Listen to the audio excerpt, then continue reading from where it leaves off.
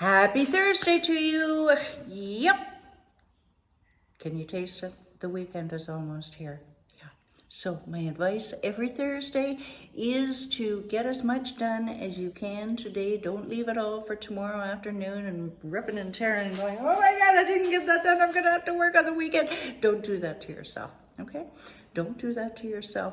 Just get as much done as you can today so that you can relax tomorrow and ease into the weekend.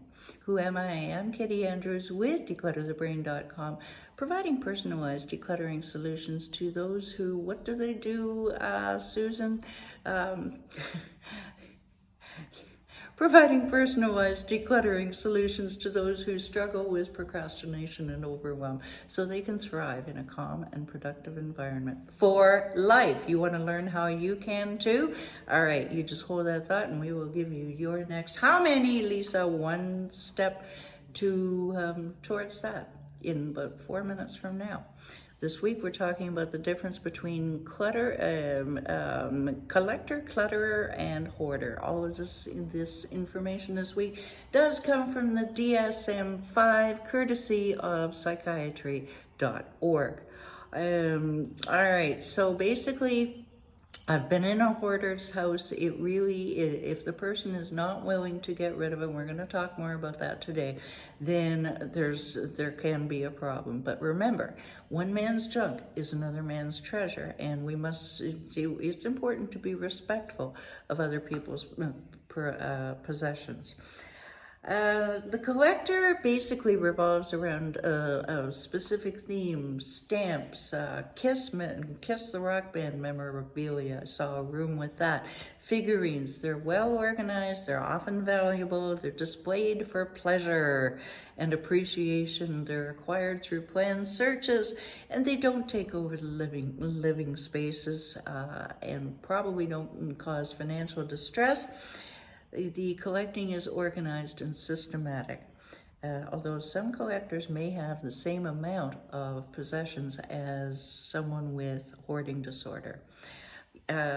Yesterday we talked about the clutterer. Now, listen carefully. Clutter is defined by the DSM-5 as a large group of usually unrelated items piled together in a disorganized fashion in spaces designed for other purposes like tabletops, floors, hallways.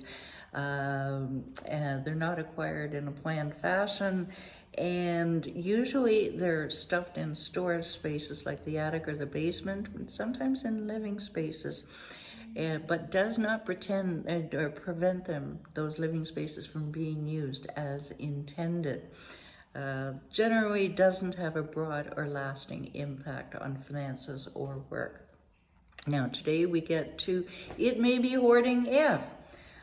Okay, the International OCD, meaning Obsessive Compulsive Disorder Foundation, defines hoarding disorder as a mental health disorder, I'm afraid, but it requires all three of the following. A person collects and keeps a lot of items, even things that appear useless or of little value to most people.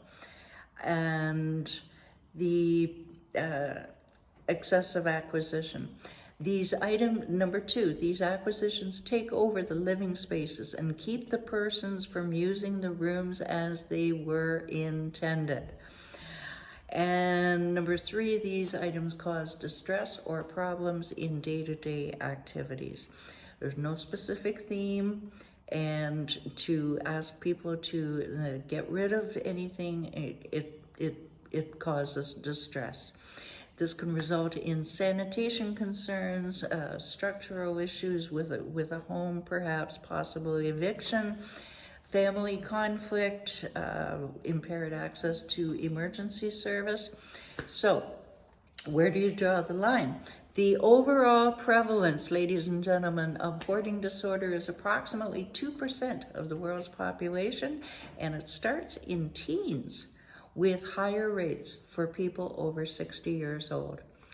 Tomorrow, how can I help? I knew you'd ask that.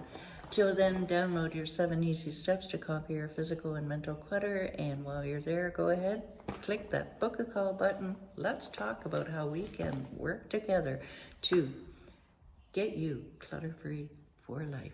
Have a great day, everybody. Bye for now.